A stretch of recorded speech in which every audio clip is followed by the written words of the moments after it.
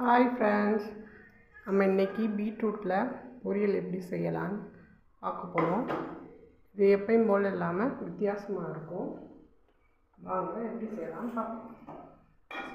வச்சுக்கலாம்.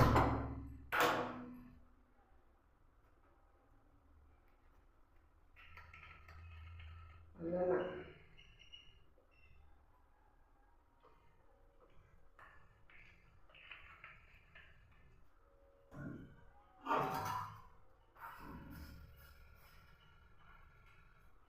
கருவேப்பிலை.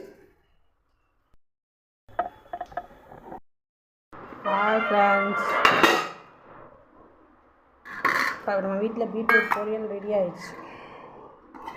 அவங்க எப்படி இருக்குன்னு பார்க்கலாம்.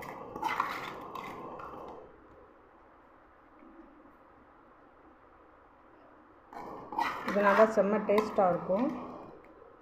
இந்த மாதிரி நீங்கள் கூட ஒரு தடவை செஞ்சு சாப்பிட்டுக்கோங்க, ரொம்ப நல்லாயிருக்கும்.